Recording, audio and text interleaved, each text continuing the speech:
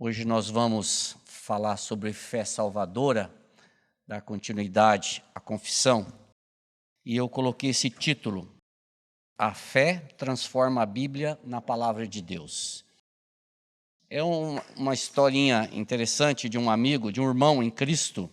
Ele me contou uma história uma vez que eu falei, poxa, Bino, que interessante. Ele é representante comercial e ele estava ali na região de Umuarama, aquela região ali. Ele estava parado, um carro num posto de gasolina assim, e estava com a Bíblia. Aí chegou um cidadão, pegou a Bíblia da mão dele e falou assim, você acredita no que está escrito aqui? Pai, isso é bobagem, isso é tudo história da carochinha, isso é um monte de coisa escrita aí por homens, isso é tudo mentira. Você acredita nisso aí? Ele falou assim, Flávio, eu pedi na hora, Espírito Santo, me ajuda, o que eu vou responder para esse cidadão? Ele falou assim, olha, primeiro que eu não te conheço, segundo que você está dizendo que é mentira. Se o que está escrito aqui é mentira, Pai, não me tem feito problema nenhum, muito pelo contrário. Tudo que tem aqui tem me ajudado demais na minha vida. Agora, deixa eu te fazer uma pergunta. Você disse que é mentira. E se o que estiver escrito aqui for verdade, ela diz que eu vou para o céu. E você vai para onde? Aí o cara começou a dar risada e falou, rapaz, eu nunca tinha recebido uma resposta dessa. Falou, meu nome é fulano de tal, eu sou pastor. Como eu ouvi aí, Primeira Igreja Batista, manda um abraço para o Glênio para mim. Então, às vezes, as pessoas nos perguntam, mas você acredita no que está escrito aí? Sim, eu acredito.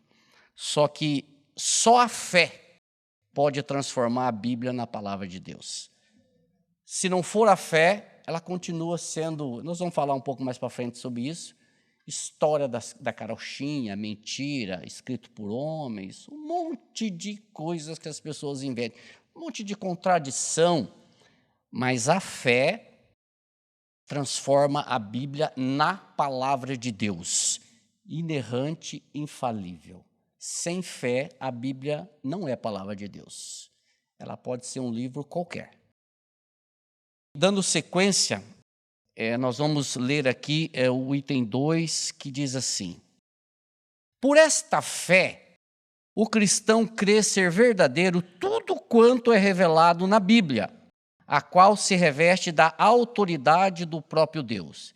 E também reconhece a sobreexcelência da palavra, acima de todos os escritos e de todas as demais coisas neste mundo, por ela demonstrar a glória de Deus nos atributos de Deus, a excelência de Cristo na natureza e nos ofícios de Cristo, o poder e a plenitude do Espírito Santo nas obras e operações do Espírito.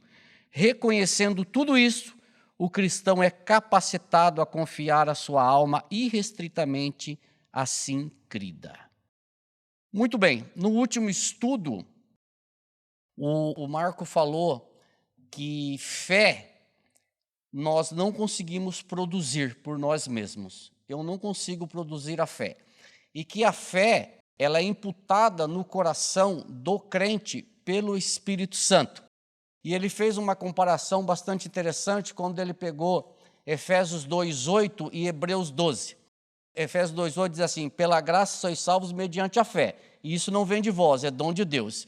Aí ele diz o seguinte, que algumas pessoas dizem, olha, a fé, a graça é de Deus, só que a fé é do homem. Só que aí ele usou Hebreus 12:2, que é fantástico. Olhando firmemente ou exclusivamente para Cristo, autor e consumador da fé. Ou seja, só há um que é o autor e consumador da fé, que é Cristo Jesus. Então a fé no cristão, ela tem princípio, meio e fim. Ela tem o autor, ela tem o processador e ela tem o consumador, que é Cristo Jesus. Então a fé, nós, o ser humano, o homem, ele não consegue produzir fé por si só. Ela é imputada no coração pelo Espírito Santo. Quando que acontece isso? Quando o Senhor nos converte. Quando o Senhor regenera o nosso coração. Aí, você pode, eu falo um exemplo para você assim, para vocês que estão aqui, que um dia o Senhor chamou você. que um dia o Senhor converteu o seu coração? É só você olhar para a sua vida. Antes, você não tinha interesse nenhum na palavra de Deus. Você zombava. Se você fosse que nem eu, você jogava pedrinha em cima das igrejas quando estava tendo culto. Ou jogava grão de milhos, se você fosse que nem eu, quando era piá. Você menosprezava. Quando você via alguém com a Bíblia, você falava assim, lá vai com a rapadura, se você fosse como eu. Você entendeu? Você não tinha interesse nenhum pela Bíblia. Você não tinha interesse nenhum por Deus. Você não tinha interesse nenhum por igreja. Você não tinha interesse nenhum por Cristo. Você, se fosse como eu, você achava que isso aqui era perder tempo. Era um bando de bobo dentro de uma igreja, perdendo 1h30, 2 horas, que tinha tanta coisa melhor para fazer. Mas, de repente, você começou a se interessar. Ué, o que aconteceu com você? De uma hora para outra, você começou a... Puxa, que livro legal, que coisa interessante. Começou a ferver um negócio dentro do seu coração que você não conseguiu explicar, e até hoje você não consegue explicar. O que foi isso? Por que de repente, não, de repente é um processo, mas por que você passou a se interessar por algo que você totalmente repudiava ou desprezava? Quem que fez isso? Foi você que um dia acordou domingo de manhã e falou, eu vou ali me converter, já eu volto. Ou uma ação do Espírito Santo no teu coração que fez um reboliço, mudou, arrancou tudo aquilo que desprezava e colocou tudo aquilo que começou a amar. Isso é obra de quem? Isso é obra do Espírito Santo no teu coração e no meu coração. Então nós vamos falar sobre isso um pouquinho hoje, não vamos esgotar o assunto, porque tem muita coisa a respeito disso. Eu dividi em 3 partes, e a primeira parte que eu quero falar é justamente sobre isso. Por esta fé, o cristão crê ser verdadeiro tudo quanto é revelado na palavra, o qual se reveste da autoridade do próprio Deus. Interessante, já falei que o Marco falou sobre isso. Na carta aos Hebreus, o autor, ele diz que apesar de nenhum homem ter testemunhado ocularmente a criação, nenhum homem testemunhou a criação. Espera aí, eu vou ver Deus. Não, nenhum homem testemunhou a criação.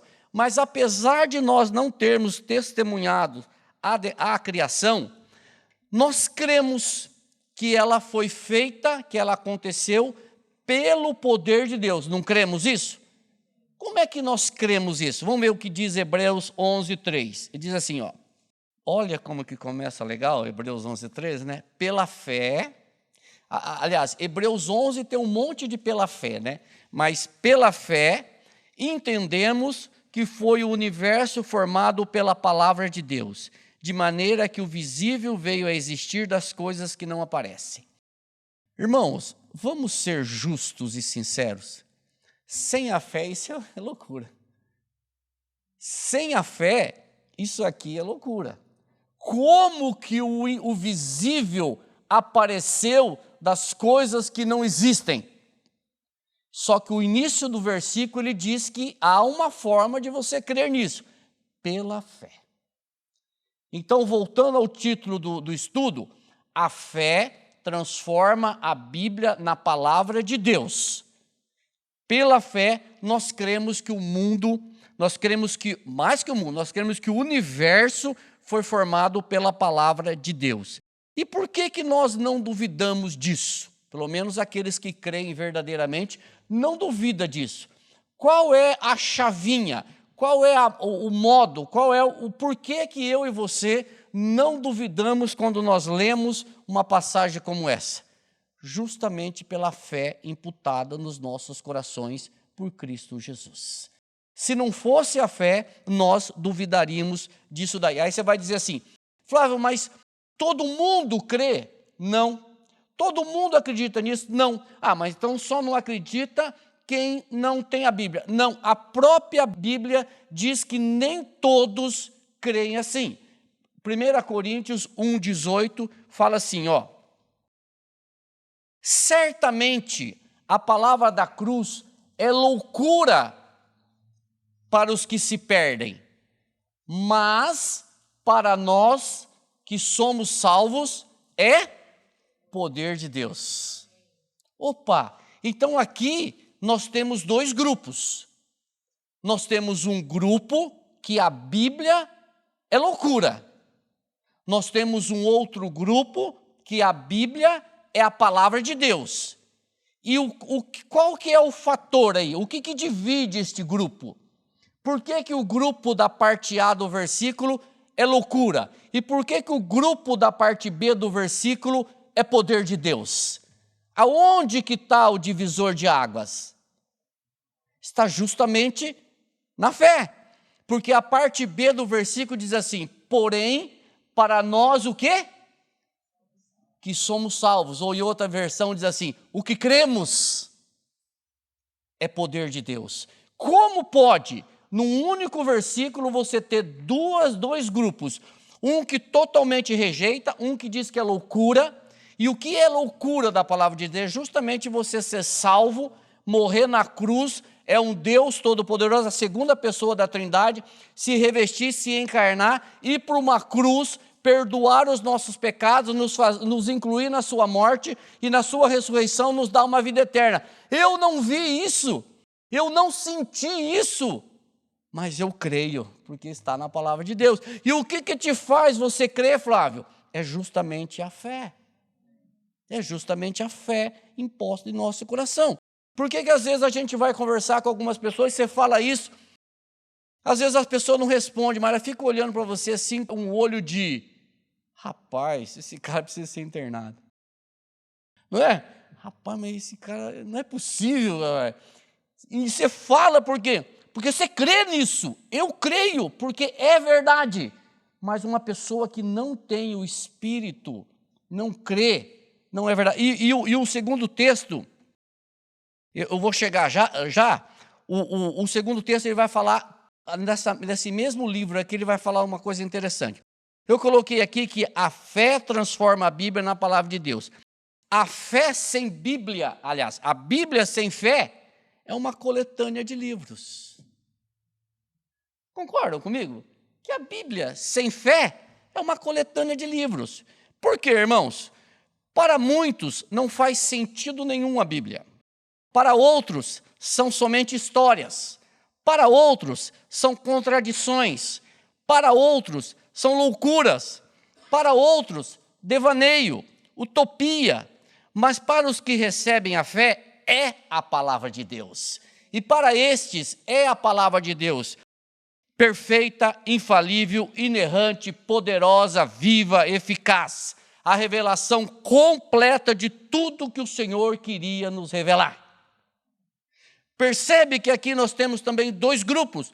Para um é contradição, é mentira, é bobagem, mas para outro é a palavra de Deus. E aqui eu quero fazer uma ressalva. Algumas pessoas creem que a Bíblia contém a palavra de Deus. Nós não cremos, nós cremos que a Bíblia é a palavra de Deus. Infalível, inerrante, poderosa, viva, eficaz.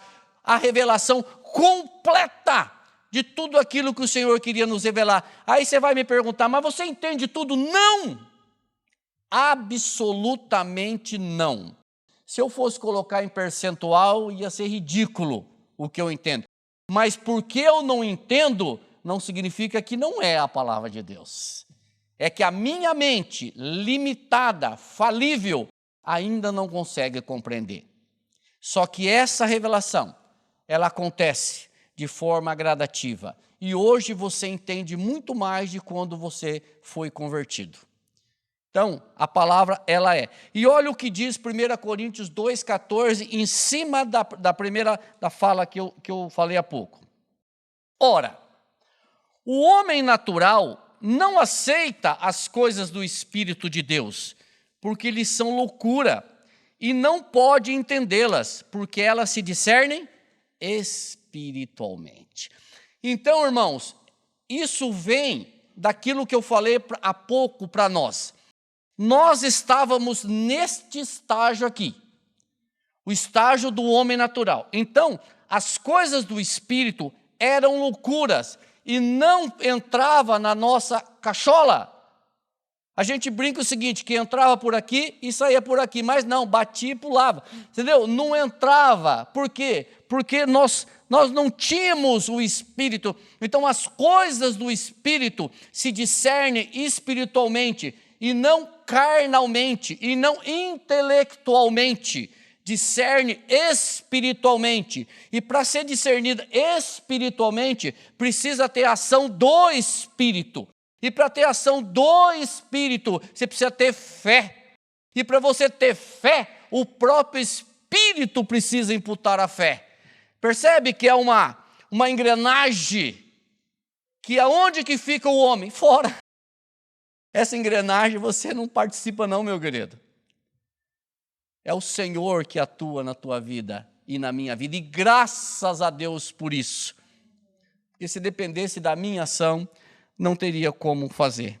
Irmãos, o homem natural pode ser culto, pode ser educado, pode ser eloquente, pode ser fascinante, pode ser inteligente, pode ser bonito, pode ser cheiroso, mas o conteúdo espiritual da Bíblia lhe é oculto.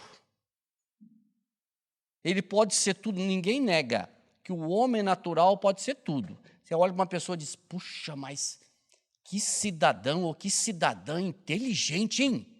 Que capacidade, que cidadão ou que cidadã eloquente, educado.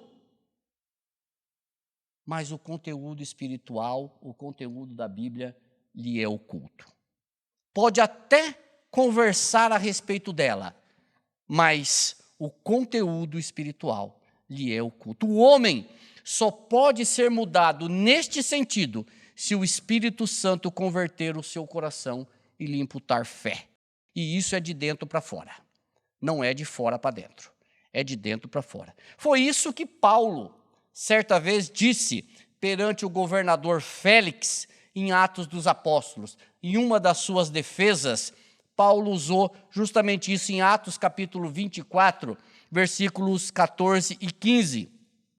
Quando ele fala desta certeza, ele diz assim, confesso-te que, segundo o caminho aqui, é o evangelho, é o cristianismo, que uns chamavam de caminho, a que chamam de seita, ou seja, quem acusava Paulo estava dizendo que o evangelho, o cristianismo, era uma seita. Então ele diz assim, segundo o caminho, Cristo, a que chamam seita, assim sirvo a Deus de nossos pais. Olha aí, e aqui vem, acreditando em todas as coisas que estejam de acordo com a lei e nos escritos dos profetas, tendo esperança em Deus, como também estes já têm, de que haverá ressurreição, tanto de justos como de injustos. Agora, vamos voltar um pouquinho. Quem é que está falando isso aqui? Paulo, certo? Há poucos anos passados, quem era Paulo? Paulo era justamente quem perseguia, prendia e matava, quem justamente cria nisso aqui. O que aconteceu? E olha o que ele diz aqui, os deuses dos nossos pais, acreditando em todas as coisas que estão escritas na Escritura, nos profetas, no Salmo. Por que ele fala isso? Porque o Novo Testamento ainda não tinha sido produzido, ele tinha o Velho Testamento. Então ele acreditava em tudo o que estava escrito. O que fez Paulo acreditar em tudo que estava escrito? Justamente a fé. E é interessante que o Espírito Santo, ele converteu o coração daquele que perseguia, matava, aprisionava os cristãos. Como? Foi o que nós falamos agora há pouco. Como que pode você, de uma hora para outra, ou de um período para outro, você passa a se interessar por aquilo que você não tinha interesse nenhum? Quem que fez isso? Você já se perguntou isso? Você já parou às vezes? Mas, rapaz, há tanto tempo atrás, eu não queria nada com isso. Nos nossos estudos lá de quinta-feira, às vezes surge essa questão.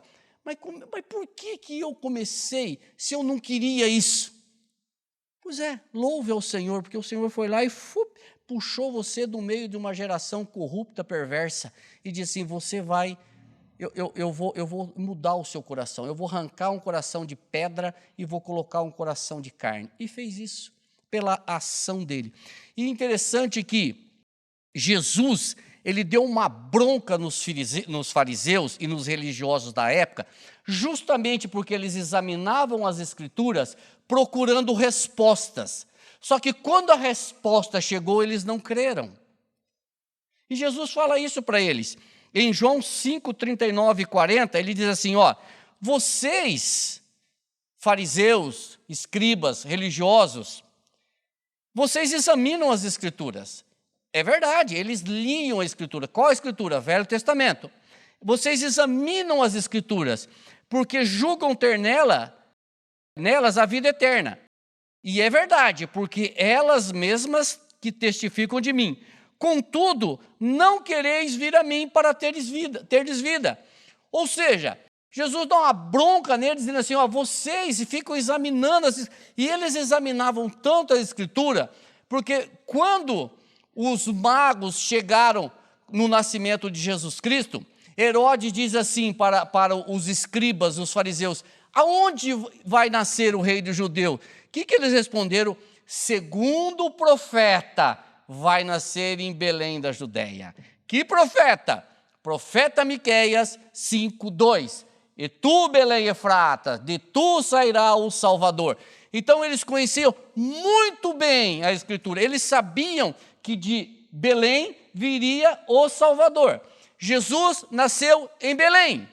E Jesus diz assim, vocês examinam as Escrituras buscando as respostas, porque vocês julgam ter nela a vida eterna. A vida eterna está aqui.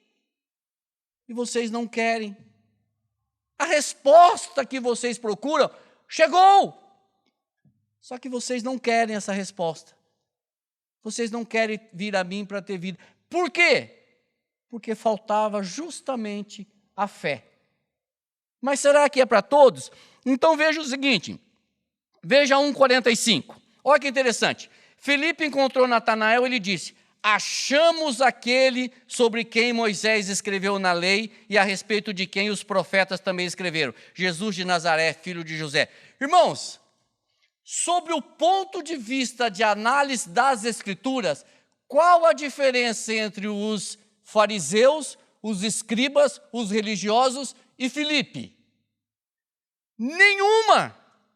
As mesmas Escrituras que os fariseus examinavam, Filipe examinava.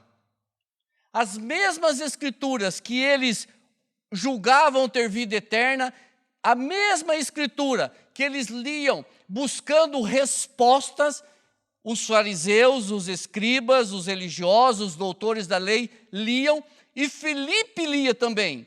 Só que olha a diferença. Filipe diz assim, aquele que Moisés escreveu na lei chegou, Jesus de Nazaré. O que mudou? Percebam que é a mesma Escritura. Uns não criam, outro creu. Chegou esse que Moisés escreveu, que está nos profetas, que está nos salmos, este chegou, Jesus de Nazaré, filho de José. Qual foi o fator? A fé. A fé fez com que Filipe cresce e os escribas e os fariseus não crescem. E como eu e você cremos? Como eu e você cremos que fomos unidos a Cristo? Aí eu vou fazer uma pergunta para você. O que é ser unido a Cristo? Nós fizemos essa pergunta quinta-feira, mais ou menos assim. O que é estar em Cristo? Como que eu e você cremos que nós fomos unidos a Cristo? Como? Quando nós lemos um texto como esse, de Efésios 2, capítulos 5 e 6, como que nós entendemos que isso é uma verdade? Olha aí Efésios capítulo 2, versículos 5 e 6. Diz assim: estando nós mortos em nossos delitos, nos deu vida juntamente com Cristo. Pela graça sois salvos.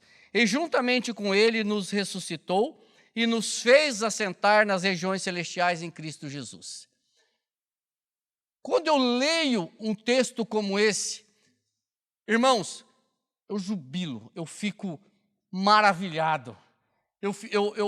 Eu falo, meu Deus, que maravilha.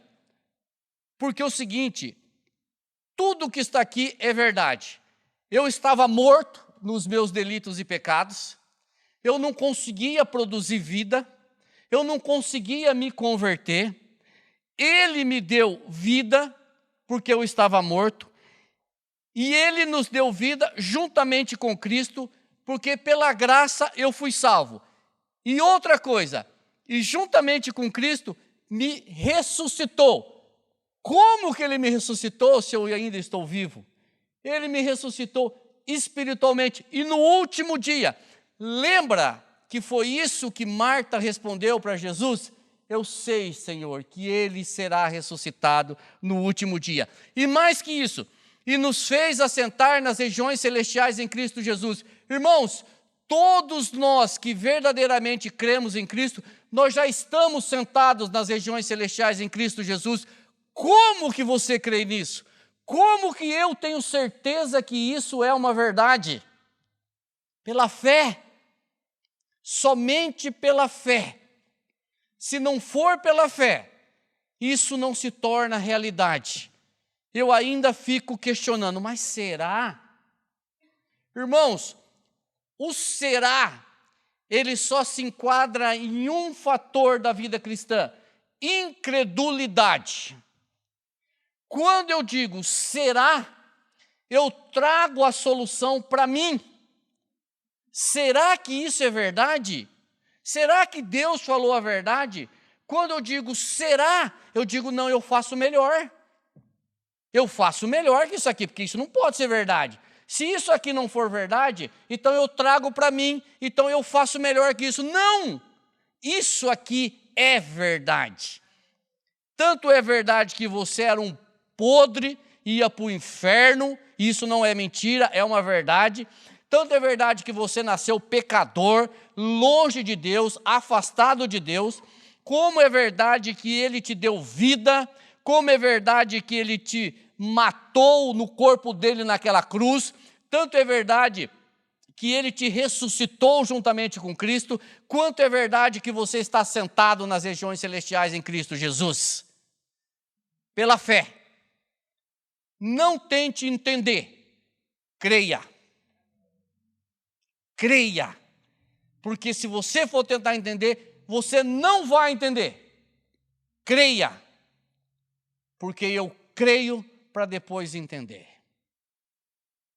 O mundo diz assim, eu preciso ver para crer. A Bíblia diz, você precisa crer para ver. Primeiro eu creio, e um dia eu vou ver isso aqui. Interessante isso, muito interessante. Pois é, irmãos, eu já ouvi alguém dizer, talvez você também disse, já ouviu. Rapaz, eu tenho uma grande fé, hein? Eu tenho uma fé gigante, mas eu não creio em algumas coisas da Bíblia, não. Então você me desculpa a sinceridade, amigo. A tua fé não é tão gigante assim. Nem a minha. Mas se você tem uma fé gigante, muito grande, e não crê na Bíblia como palavra de Deus, como verdade, eu fico aqui com as minhas reservas. E outra coisa, fé é no Senhor Jesus Cristo. Porque tem muita gente que tem fé num monte de coisa, né? Tem fé na fé, fé no fulano, fé no ciclano, fé no meu emprego, fé no meu dinheiro, fé no sei o quê. A fé verdadeira é em Cristo Jesus. Essa é a fé verdadeira. A qual se reveste da autoridade do próprio Deus. Por que o nome é palavra de Deus? Alguém já se perguntou por isso? Por que o nome é palavra de Deus? Porque o Deus é o autor. Ué. Por isso. Por que o nome é palavra de Deus? Porque Ele é o autor. Ou, ora, Ele está ditando, ora, Ele está inspirando. A Bíblia foi divinamente inspirada, diz a palavra. Ele inspirou homens, o Espírito Santo inspirou homens a escrever. Ora, no Velho Testamento, você vai pegar expressões dizendo assim, assim diz o Senhor. Então, o Senhor disse. Então, por que a palavra Senhor Noed é palavra de Deus? Porque ele é autor da palavra dele. Porque é verdade. Olha 2 Timóteo 3,16, o texto que eu acabei de falar.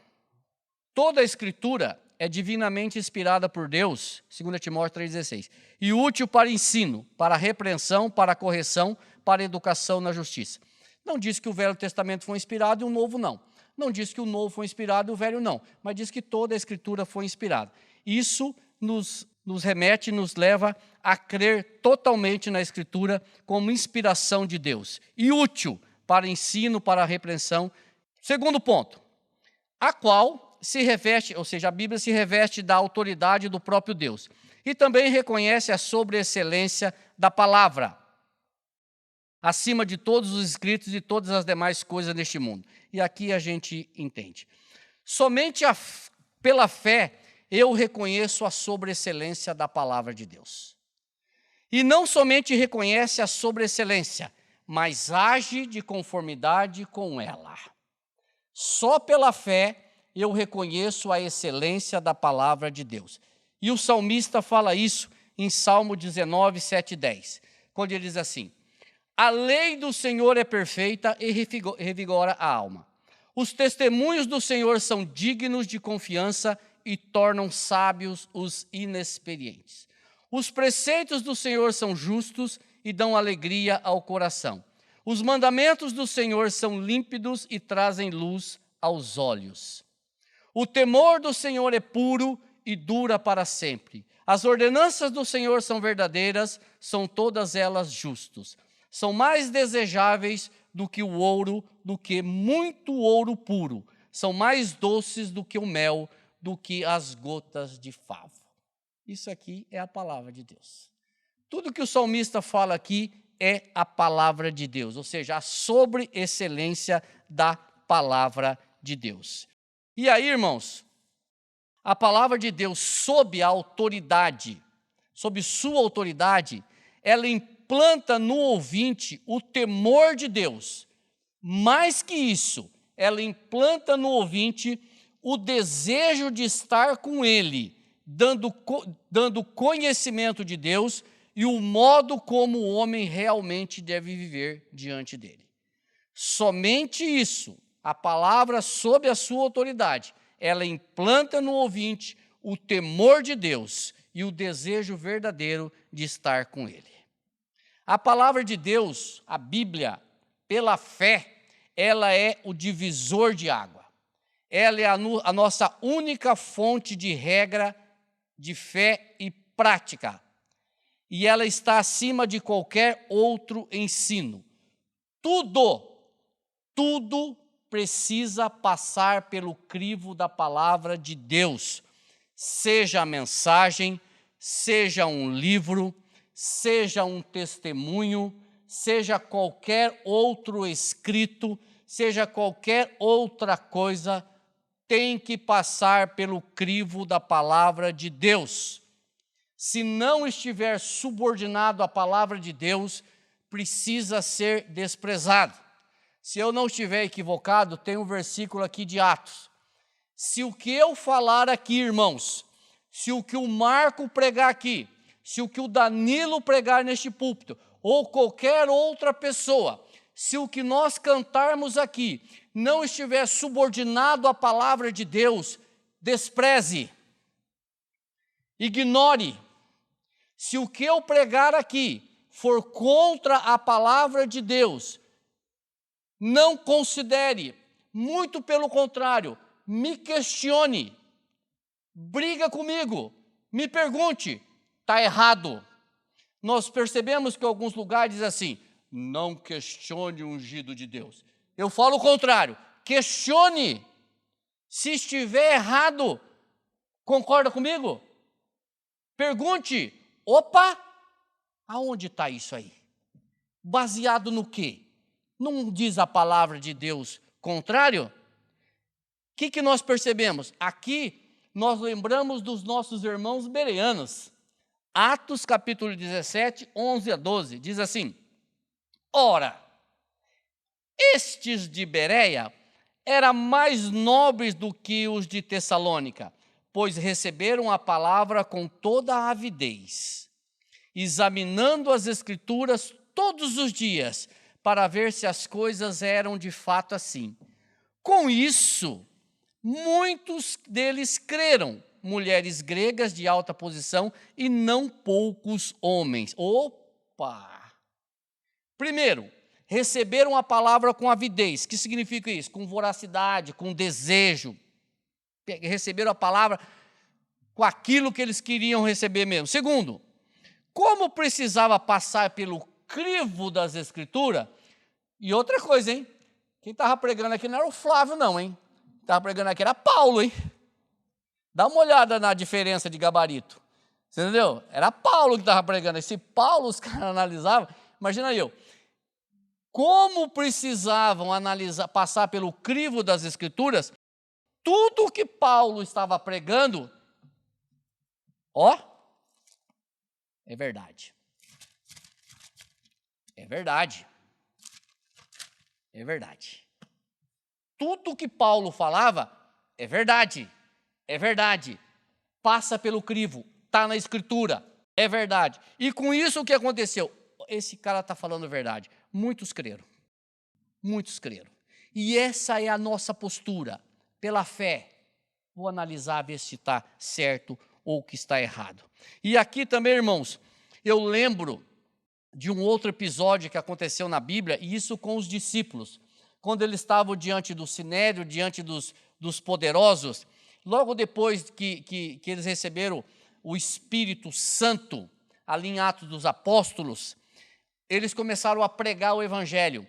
E os poderosos, os fariseus, ficaram com dor de cotovelo, e eles chamaram os discípulos, os apóstolos, e falaram assim, ó, para de pregar e para de ensinar sobre esse Jesus.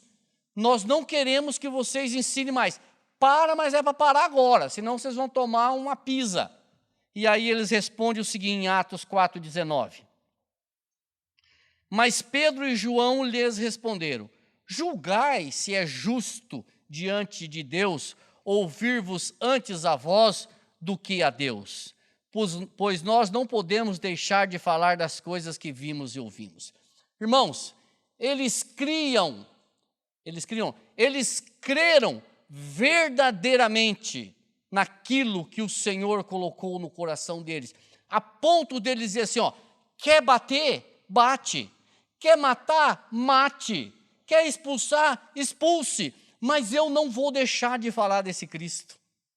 Porque para mim, esse Cristo, o que ele fez na minha vida, é infinitamente maior do que qualquer outra coisa neste mundo. Era isso que eles estavam dizendo. Olha aqui, importa-nos ouvir vocês ou a Deus? Deus falou, vai e prega o Evangelho. Os homens falaram, para de falar. Vocês querem que nós façamos o quê? Eu sigo a Deus ou sigo a vocês? Por quê? Porque eu não posso parar de falar.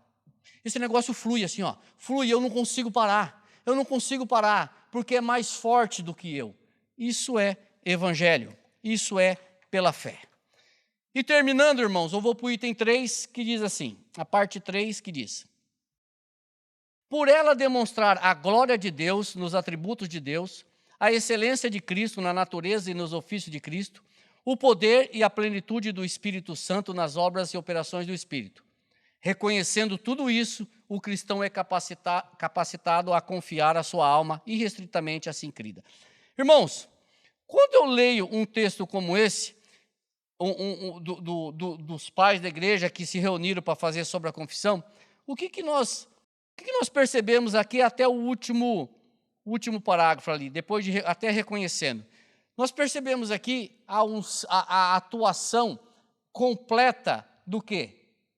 A Trindade. A Trindade, olha o que ele disse.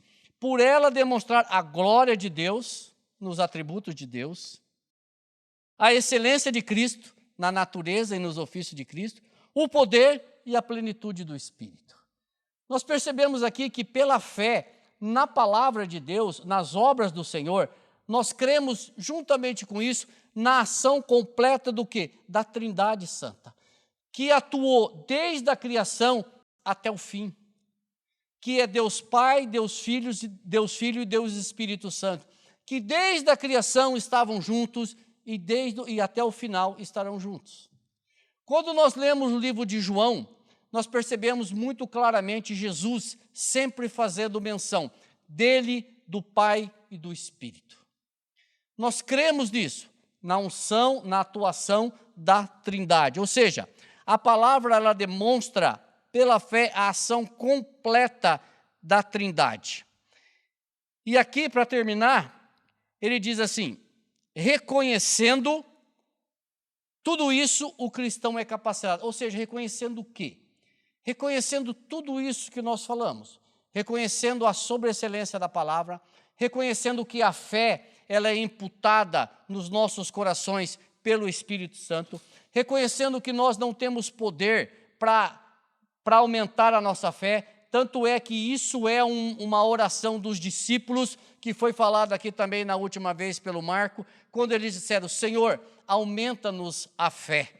Isso é uma oração que nós podemos fazer: Senhor, aumenta a minha fé.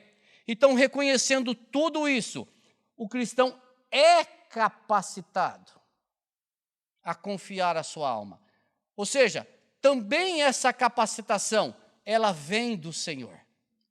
Nós somos capacitados a confiar, a crer em tudo que está escrito na palavra de Deus. Como?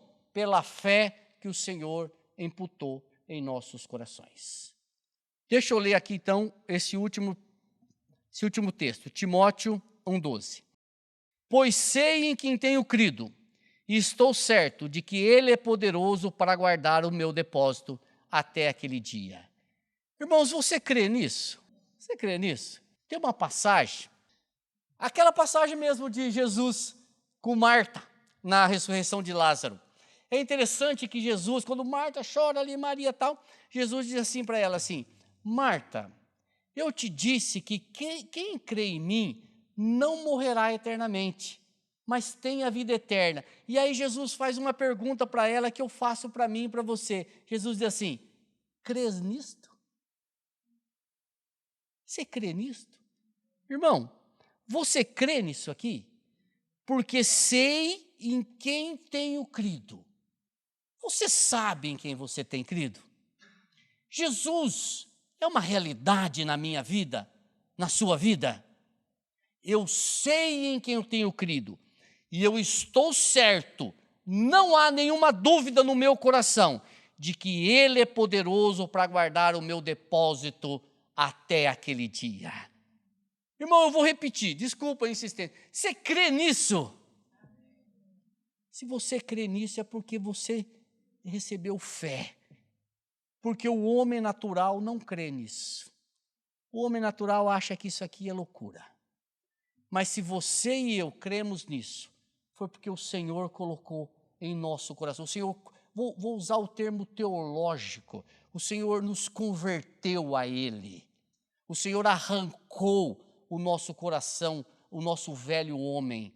O Senhor nos deu uma nova vida. Quando você olha para, segundo a Tessalonicenses 5,17, as coisas velhas já passaram, eis que se fizeram novas. O que era não tem mais importância. Hoje eu sou uma nova criatura. O Adão passou, o velho homem passou, o homem pecador, não que eu não cometa pecado, mas passou. Eis que tudo se fez novo. Eu sou uma nova criatura. E essa nova criatura crê que Ele é poderoso para guardar o meu depósito até o dia final. Amém.